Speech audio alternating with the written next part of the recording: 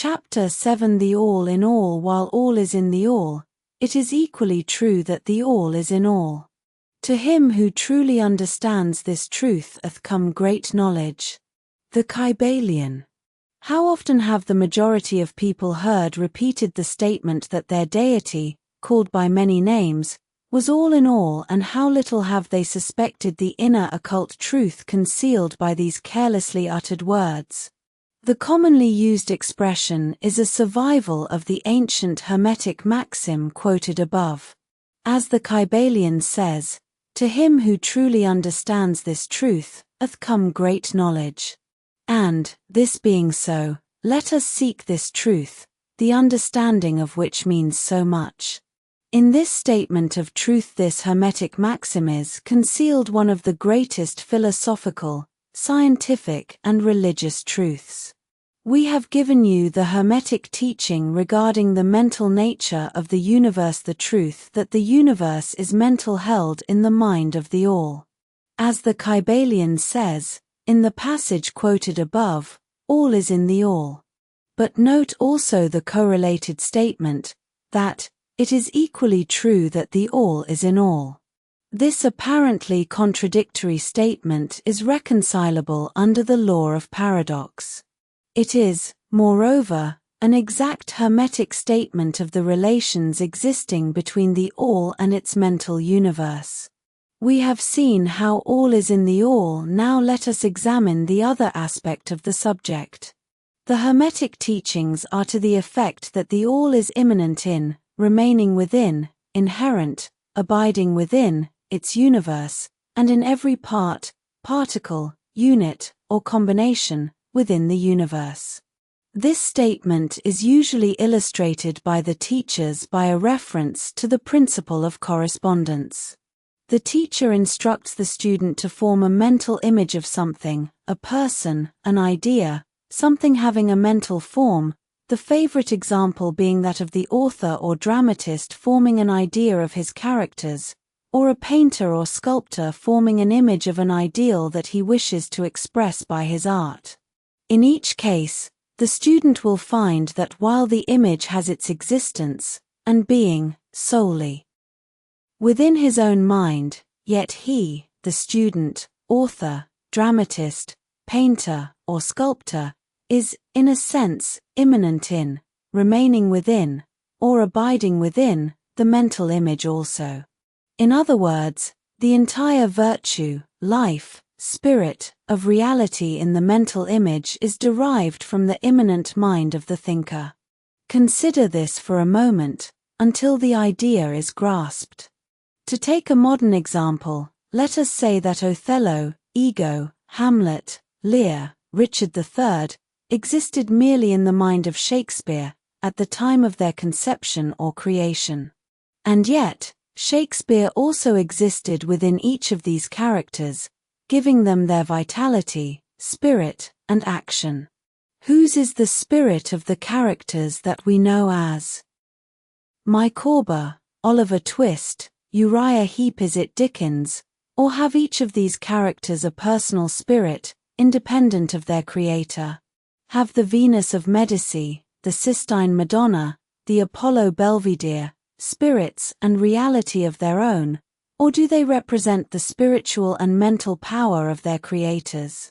The law of paradox explains that both propositions are true, viewed from the proper viewpoints. Micawber is both Micawber, and yet Dickens. And, again, while Micawber may be said to be Dickens, yet Dickens is not identical with Micawber. Man, like Micawber, may exclaim, "The spirit of my creator is inherent within me. And yet I am not he." How different this from the shocking half-truth so vociferously announced by certain of the half-wise, who fill the air with their raucous cries of, "I am God."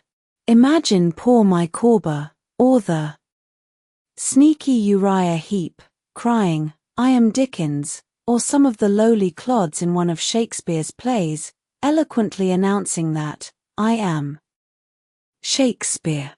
The All is in the earthworm, and yet the earthworm is far from being the All.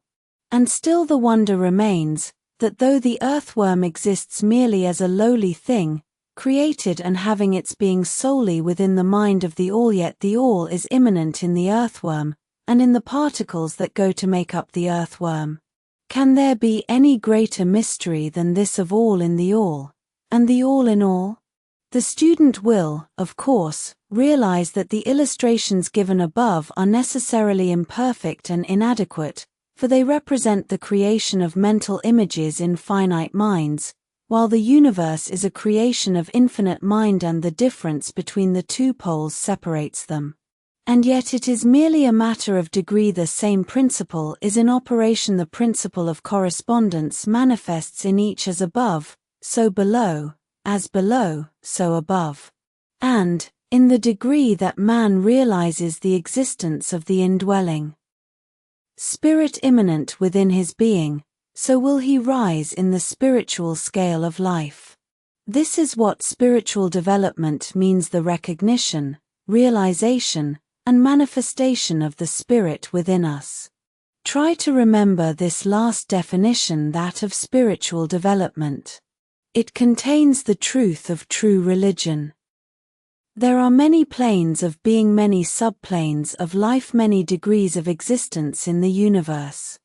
And all depend upon the advancement of beings in the scale, of which scale the lowest point is the grossest matter, the highest being separated only by the thinnest division from the spirit of the all.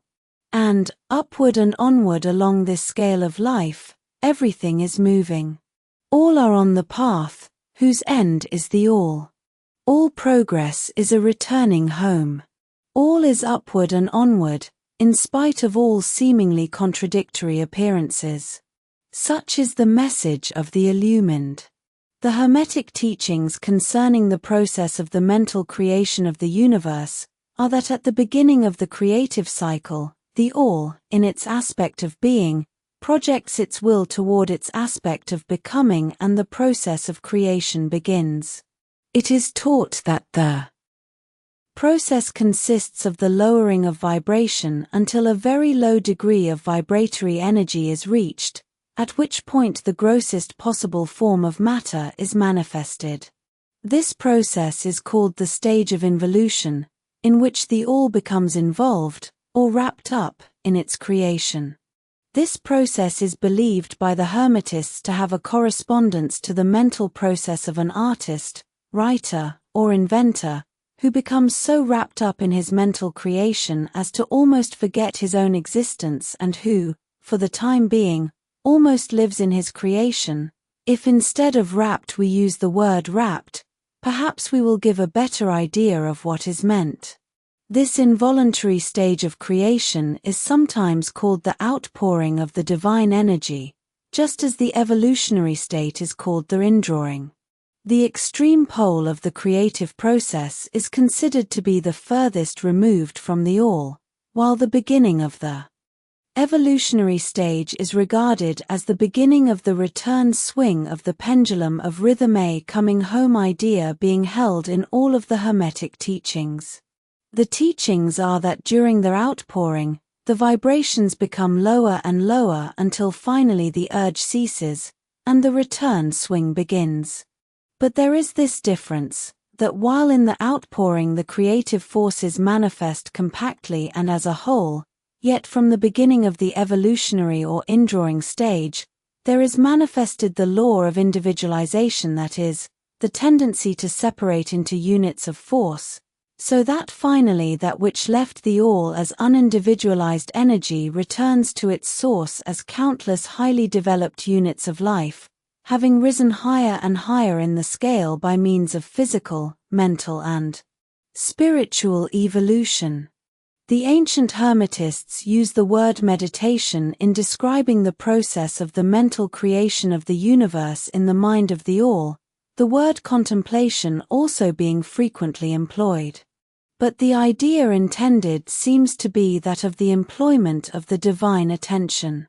Attention is a word derived from the Latin root, meaning to reach out, to stretch out, and so the act of attention is really a mental reaching out, extension of mental energy, so that the underlying idea is readily understood when we examine into the real meaning of attention.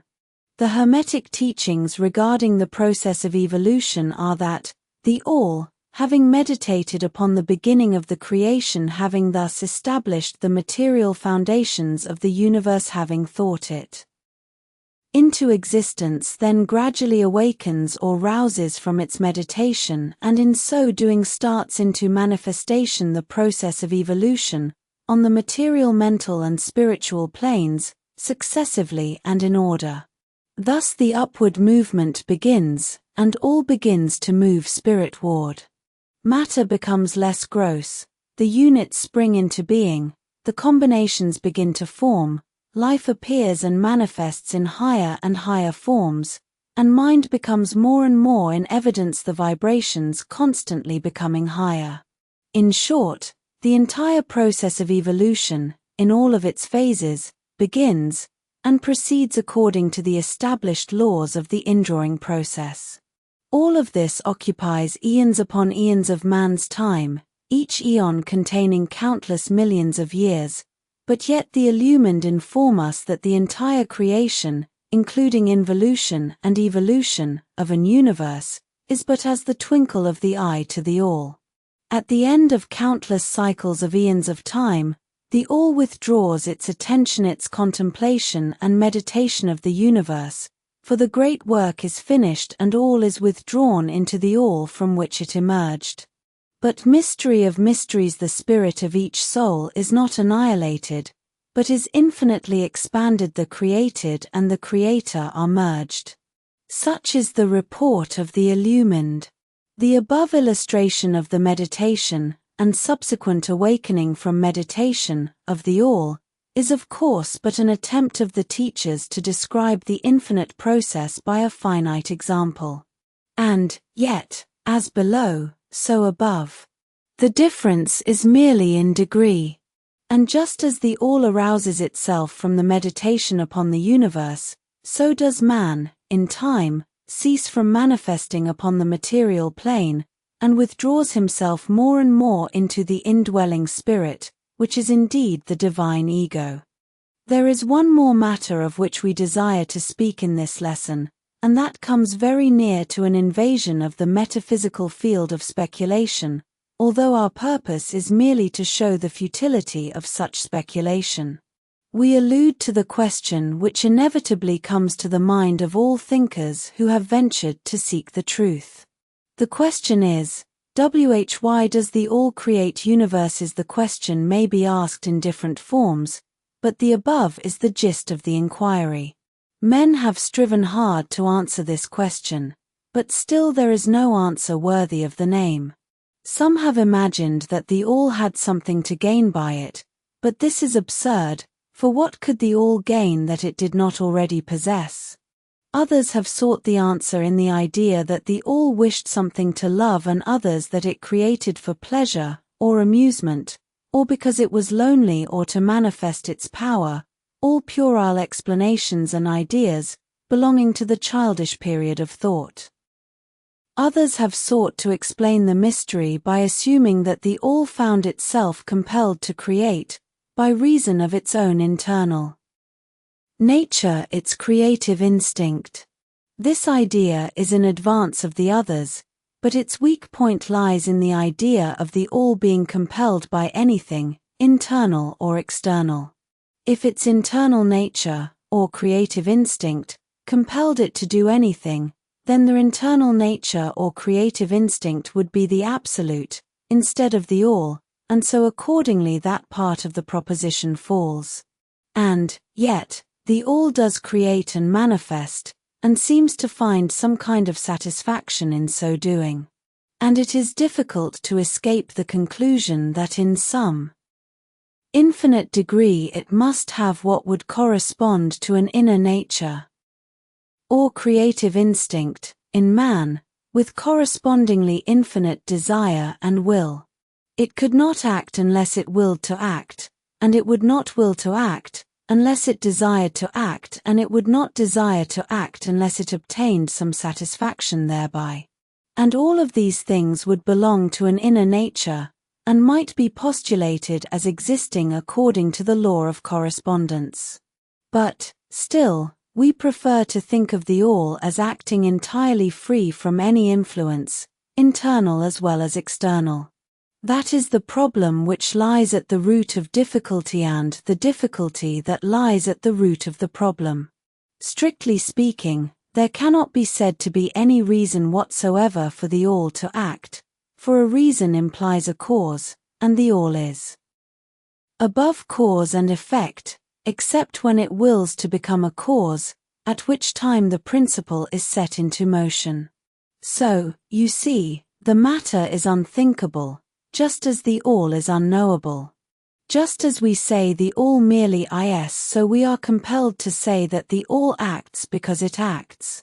At the last, the all is all reason in itself, all law in itself, all action in itself, and it may be said, truthfully, that the all is its own reason, its own law, its own act, or still further, that the all, its reason, its act, is law, RONE, all being names for the same thing.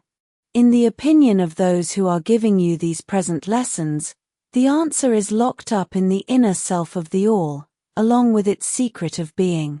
The law of correspondence, in our opinion, reaches only to that aspect of the all, which may be spoken of as the aspect of becoming. Back of that aspect is the aspect of being, in which all laws are lost in law, all principles merge into principle, and the all, principle, and being, are identical, one and the same. Therefore, metaphysical speculation on this point is futile. We go into the matter here, merely to show that we recognize the question, and also the absurdity of the ordinary answers of metaphysics and theology. In conclusion, it may be of interest to our students to learn that while some of the ancient and modern Hermetic teachers have rather inclined in the direction of applying the principle of correspondence to the question, with the result of the inner nature conclusion, still the legends have it that Hermes, the Great, when asked this question by his advanced students, answered them by pressing his lips tightly together and saying not a word, indicating that there was no answer. But, then, he may have intended to apply the axiom of his philosophy, that the lips of wisdom are closed, except to the ears of understanding, believing that even his advanced students did not possess the understanding which entitled them to the teaching. At any rate, if Hermes possessed the secret, he failed to impart it, and so far as the world is concerned, the lips of Hermes are closed regarding it. And where the great Hermes hesitated to speak, what mortal may dare to teach? But, remember, that whatever be the answer to this problem, if indeed there be an answer, the truth remains that, while all is in the all, it is equally true that the all is in all. The teaching on this point is emphatic. And, we may add the concluding words of the quotation, "To him who truly understands this truth, hath come great knowledge."